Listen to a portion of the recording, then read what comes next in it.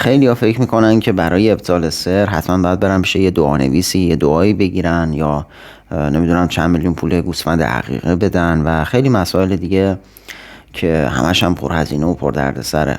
اما من امروز میخوام یه روش ساده و کاملا علمی و تضمینی بهت بگم که به راحتی بتونی بعد از یه مدت کوتاهی هر مدل سحری رو به جز حالا جادوهای سیاه و خیلی سنگین که شاید برای 1-2% مردم کلا پیش بیاد که یکی براشون بزنه، یعنی 97% مردم این سحرها و طلسمایی که حالا یا خودشون میگیرن یا میرن پیش یه دعانویسی برای بقیه یه نفر دیگه یعنی براشون گرفته، اینا با همین روشی که بهتون میگم و ترکیب روش‌های ساده و عادی دیگه که توی کانال هست، همشون هم بی هزینه است، همشون هم نمیدونم تقریبا رایگانه و خیلی هم ساده و کاربردیه.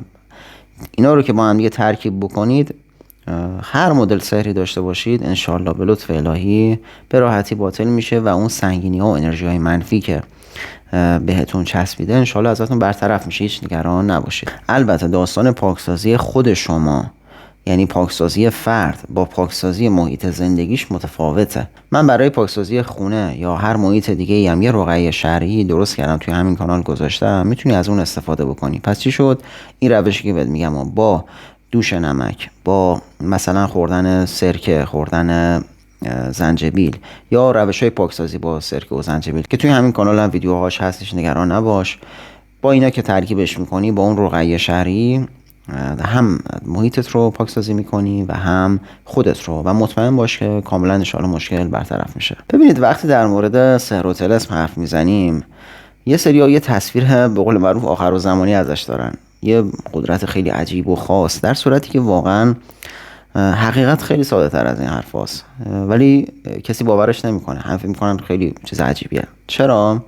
چون با مدل کارکرد موجودات ماورایی تاریکی آشنایی ندارن یا اصلا کلا با موجودات ماورایی آشنایی ندارن و اینا باعث میشه که از همه بدتر قدرت خودشون رو دست کم بگیرن و وقتی که تو خودت رو ضعیف در واقع در نظر میگیری، ناخودآگاه فرکانست میاد پایین و دسترسی اونا بهت راحت‌تر میشه. ببینید توی سحر و طلسم معمولا موجودات تاریکی یک اتصالی با اون شخص مورد نظری که اسمش توی اون طلسم اومده میزنن. خب یه اتصال تاریکی به یکی از چاکراهاش میزنن، متوجهید؟ مثل یه نخ نامرئیه، یه جور اتصالات اتریه، حالا نمیخوام خیلی واردش بشم. این اتصالات وقتی به اون فرد میچسبه که اون فرد فرکانس پایینی داشته باشه، اون فرد حاله نامنظمی داشته باشه، اون فرد اصولا در سطح و فرکانسی باشه که این اتصالات بتونه بهش در واقع برقرار بشه. متوجه شدید؟ یعنی اگه درون تو نوعی رو دارم عرض میکنم پر از شک، پر از ترس، پر از احساس ضعف، خصوصا در مقابل موجودات ماورایی یا در مقابل طلسم و اینجور موارد، یه ترس عجیبی داری، یک نگرانی عجیبی داری، یک احساس ضعف عمیق درونی داری، تو خودت درو باز کردی که بیان سمتت. پس مهمترین مسئله اینه که تو خودت رو دست کم نگیری. متوجه شدی؟ حالا ما میخوایم بریم تازه سراغ آسون ترین، خالص ترین، بی هزینه ترین روش پاکسازی که بسیار هم قدرتمنده، استفاده از نور الهی. خب حالا روشش رو بهتون میگم. ما با استفاده از این روش میخوایم کاری بکنیم که اون خادم طلسم یا اون خادم سحر، هرچی که به تو اتصال زده که داره کارش رو انجام میده، اتصالش از تو بریده بشه. وقتی که اتصالش از تو بریده بشه دیگه به تو دسترسی نداره و اصطلاحاً اون سحر باطل شده. حتما نیازی نیست اون موجود کشته بشه، دیگه نمیتونه تو رو پیدا بکنه، دیگه نمیتونه به تو نزدیک بشه. و به خاطر همین میگم اون روش‌های جانبی هم که انجام میدی در کنارش، اونام خودش کلی کمک میکنه که اصطلاحاً حسارت قوی تر بشه و این قطع اتصالی که صورت گرفته دیگه ماندگار و دائمی بشه برات. متوجه شدی؟ ببینید روش‌های مثل عقیقه زدن، خب آره خیلی قوی تره، اون موجود کشته میشه، کلا اصلا از بین میره، خیلی مسائل بلافاصله برمیگرده سر جاش، ولی بازم اون عقیقه هم واقعیت اینه که روش‌های جانبی میخواد در کنارش و به خاطر این من میگم دوستان اصلا فکر نکنید یه روش قویه مثلا کارهای جانبی کنارش نمیخواد. نه، همه روش‌ها، اقدامات جانبی مورد نیاز خودشون رو میخوان. حالا اون استاد به شما میگه شما باید اینا رو که با هم دیگه انجام میدید، اون اثر متافیزیکی و انرژیایی رخ میده و اصطلاحا شما پاکسازی میشید. خیلی حالا به من پیام میدن، میگن ما واقعا هزینه عقیقه نداریم، نمیتونیم بزنیم. ببینید دوستان، واقعیت اینه که عقیقه هم بزنی باید یک سری اقدامات در کنارش انجام بدی و این کاری هم که دارم بهتون میگم اینم باید یک سری اقدامات در کنارش انجام بدی. بهت گفتم چیزای ساده ای هم هست، ویدیوهاش هم تو همین کانال هست، میتونی مشاهده بکنی. من بازم حالا در مورد سحر و طلسم خیلی بیشتر صحبت میکنم که واقعا از این ترس در بیای. چیزای عجیب غریب هم نمیخوام بهت بگم، میخوام چیزای ساده بهت بگم، یه درک خوب و قشنگی از داستان داشته باشی تا دیگه اون ضعف درونی برطرف بشه. هدف اینه که اون ضعف درونی برطرف بشه، اون ترسی که از فقدان اطلاعات هست، از فقدان آگاهی هست. چون انسان از چی میترسه؟ آدم از چیزی که نمیشناسه میترسه دیگه. من شما از آتیش میترسید؟ الان آتیش تو خونتون هست دیگه خودتون میدونید دیگه، میسوزونه، نابود میکنه. چرا هیچ کدوممون از آتیش نمیترسیم؟ میریم کنارش وای میسیم، غذامون هم درست میکنیم تازه. چون بهش آگاهی داریم، چون بهش شناخت داریم. موجودات ماورایی هم همینن، موجودات تاریکی هم همینن. مگه یه مدیوم همش میاد از موجودات تاریکی میترسه؟ نه، چون میدونه حصارهایی داره، چون میدونه قوانینی هست و مسائلی رو خودش رعایت میکنه که میدونه مشکلی براش پیش نمیاد. حالا اگر موجودات تاریکی هم ببینم مسئله براش پیش نمیاد، خب دیدی که دیدی. مگه همه قرار نور و مثبت باشن؟ نه، اونا هم هستن. اولا که این نوری که دارم در مورد صحبت میکنم و میخوام ازش استفاده بکنیم یه چیز خیالی نیست، یک انرژی نابیه که تو خودت با ذهن خودت ایجادش میکنی و این قدرت توه. متوجه؟ یه انرژی پاک، مثبت، تطهیر کننده و ضد تاریکی. اما بریم سراغ فعال سازیش. ببین، شما اولا که میخوای با یه سری مسائل انرژیایی کار بکنی، باید بدن و ذهنت آروم بکنی. نمیشه وسط چک کردن اینستاگرام و نمیدونم تلفن زدن شما بخوای این مراقبه ها رو انجام بدی. میری میشینی یه جایی، حالا هم میشه نشسته این پاکسازی رو انجام داد و هم میشه خوابیده درازکش، فرقی نمیکنه، هر جور راحتی.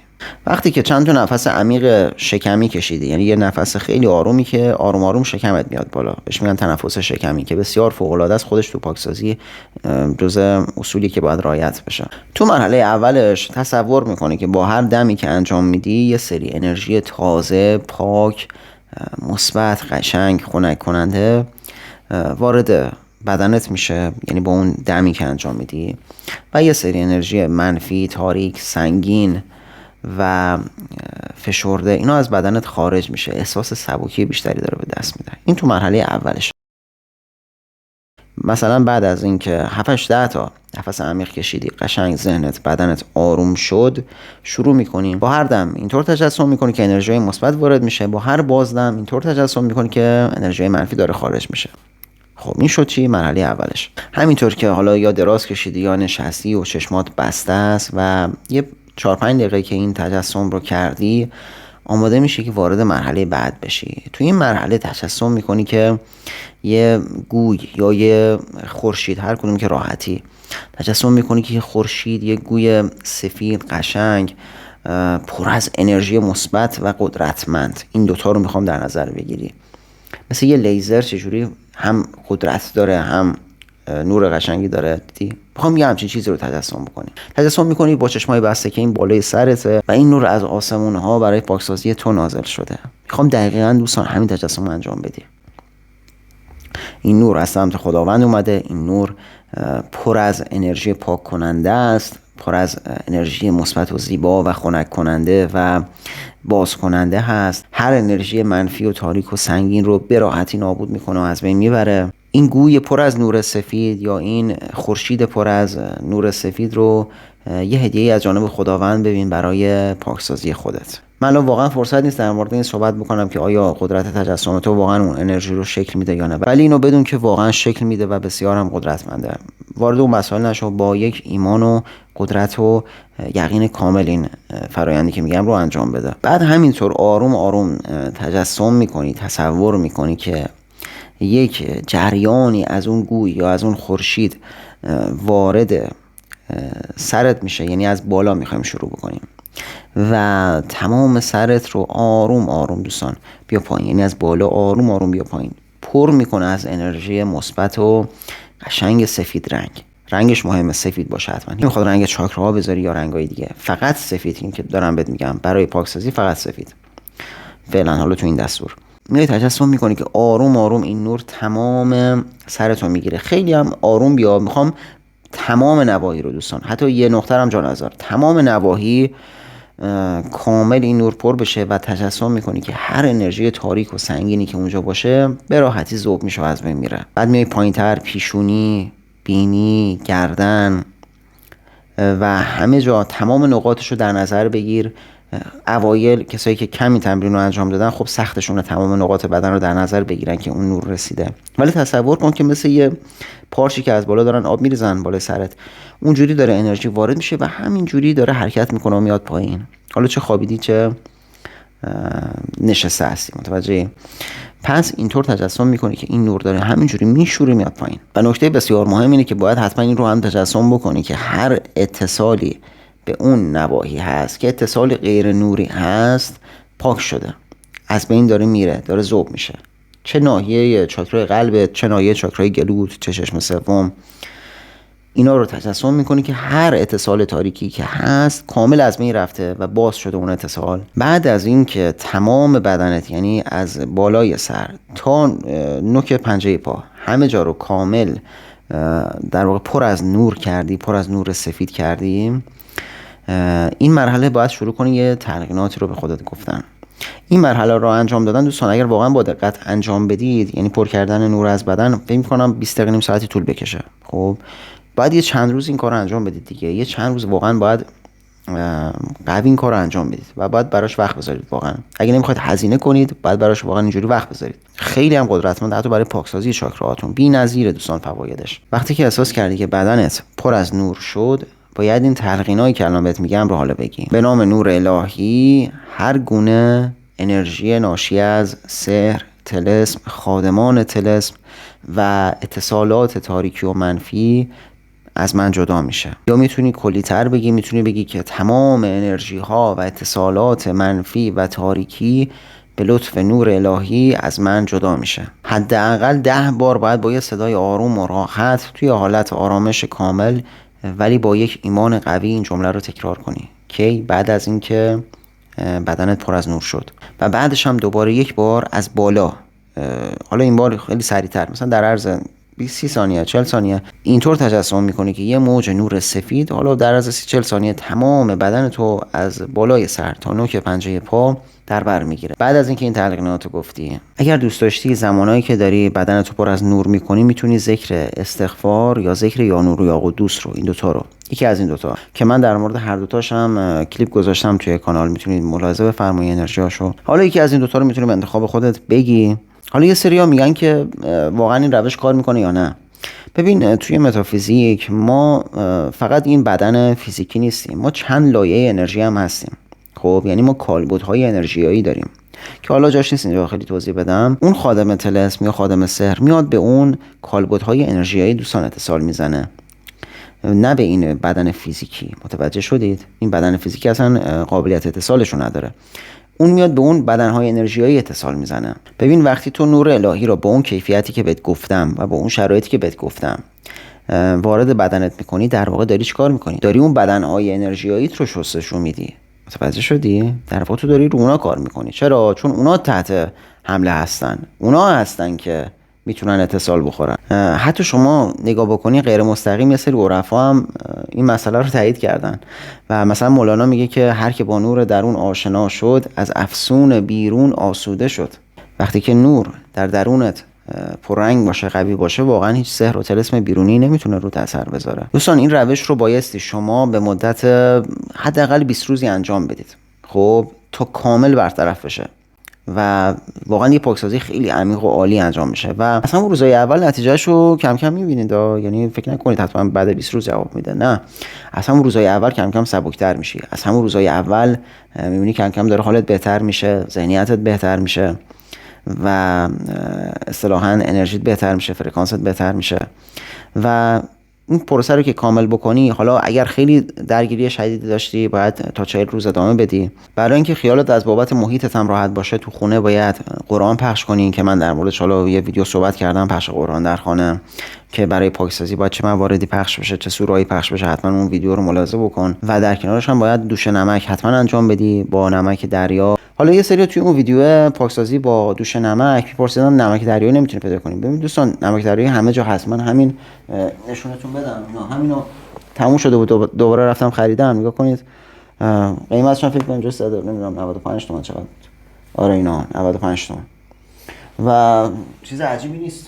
بعضی فکر می‌کنن مثل جومک برن نمک پیدا بکنن، نه. و خیلی جاها میتونید پیدا بکنید، عطاریام دارن حتی خیلی هاشون. تو ایامی که این پاکسازی رو انجام میدی حتما تو خونه هر روز قبل از غروب، 1-2 ساعت قبل از غروب حتما اسفند دود بکن. این روش دوستان یه برون ریزیایی هم داره. ممکنه مثلا این روش رو که انجام میدی یهو احساس کنید دستت شدیداً درد گرفت، یا احساس بکنی که پات خیلی درد گرفت. اینا کاملا طبیعیه. تو کارتو ادامه بده، انجام بده، مطمئن باش اینا برطرف میشه. مطمئن باش که تو داری انرژی مثبت رو به کالبدهای انرژیایی تزریق میکنی، پس هیچ مشکلی نداره و ادامش بده. ببینید این مدل نوری که بهتون گفتم با این رنگ و با اون مشخصات و با این تجسمات، انرژیش حتی از عنصر آتیش هم قوی تره. پس با ایمان حتما انجامش بدید و مطمئن باشید که انشاءالله اون اتصالات از بین میره و عملا سحرتون باطل میشه. حالا نیازی نیست حتما اون موجود کشته بشه، ولی اون موجود دیگه نمیتونه شما رو پیدا بکنه. و اون پاکسازی‌های محیطی که انجام میدید و اون پاکسازی‌هایی که روی حاله بدن خودتون هم انجام میدید در کنارش، اینها کمک میکنه که یه پاکسازی کاملی انجام بدید و برای همیشه راحت بشید. ببین علمی ترش رو بخوام بهت بگم، در واقع استفاده از نور الهی برای پاکسازی طلسم رو باطل نمیکنه. خب یعنی نمیاد اون طلسم رو کلا از بین ببره. میاد چیکار میکنه؟ میاد اون طلسم رو بی اثر میکنه. تو نمیری طلسم رو باطل بکنی، ولی وقتی که اتصال اون موجود با تو قطع بشه دیگه تموم شده. یعنی دیگه عملا اون طلسم باطل شده. خب و اون موجود هم دیگه نمیتونه تو رو پیدا بکنه، چون یک بار میتونست با استفاده از این طلسم اتصال رو به تو بزنه. خیلی از افراد که حالا مثلا تمرینات متافیزیکی انجام میدن بدون اینکه خودشون بدونن، مثلا اگر این تمرین رو انجام داده باشن حالا به شکل‌های دیگه‌اش، چون برای چاکراها این تمرین استفاده میشه، اینا ناخودآگاه طلسمشون باطل میشه اصلا بدون اینکه بفهمن. و خیلی از طلسم‌ها میبینی همینجوری باطل میشه، نیازی حتما به عقیقه و این داستانا نداره. این پاکسازی بسیار کمک میکنه که کلا اصلا سبکتر بشی. خب یعنی حتی از قبلت هم سبکتر بشی، باور کنید اینقدر قویه. و خصوصا اگر همراه با اون اذکار و همراه با اون پاکسازی جانبی که بهتون میگم انجام بشه. شما در هفته 2 بار یا نهایتا دیگه 3 بار دوش نمک رو انجام بدید. مقداری زنجبیل، چای زنجبیل مثلا هر روز بخورید. یه روز در میون اگر میتونید آب انار بخورید همراه با نمک که فشارتون هم نیفته. پخش قرآن داشته باشید، روزی حداقل 70-80 آیه قرآن بخونید، یعنی خودتون از روی کتاب بخونید. میتونید دوش سرکه هم کنارش انجام بدید. خب اینم خیلی قویه، ولی دوش سرکه رو حد اکثر 2 بار در هفته انجام بدید، ولی دوش نمک رو میتونید بیشتر انجام بدید. این مواردی که دوستان گفتم رو با هم دیگه به صورت پکیجی 2-3 هفته انجام بدید، واقعا خودتون تاثیراتش رو متوجه میشید و دیگه میفهمید که هرچی بیشتر ادامه بدید خب سبکتر میشید و پاکسازیتون هم قوی تر میشه. من به چندین نفر که واقعا بهم اعتماد داشتن و این روش رو پیشنهاد دادم بهشون، واقعا همشون نتیجه گرفتن و بسیار قدرتمنده و بعضیشون حتی خواب دیدن که یه تناب سیاهی ازشون جدا شد و سوخت و یه همچین چیزایی هم تو خوابتون هم حتی ممکنه ببینید. ان شاءالله با توکل به خدا این روش رو که انجام بدید خیلی راحت میتونید از شر طلسم، از شر خادمای طلسم، از شر خیلی خیلی از سحرها، گفتم 97-8% با همین چیزا واقعا خوب میشن. خب اینا رو که انجام بدید ان شاءالله یه نتیجه خوبی هم میگیرید. حتما هم دوستان اون موارد رو کامل ملاحظه بکنید بعد انجام بدید. مثلا نگید من میدونم دوش نمک چجوریه، نه، یه سری چیزا تصورات توه، ولی وقتی میری ویدیو رو نگاه میکنی متوجه میشی که اون تصورات تو نبود، روش ها فرق میکنه یا مدل کار فرق میکنه. پس حتما با اطلاع کامل شروع کنید ان شاءالله این روش ها رو انجام بدید.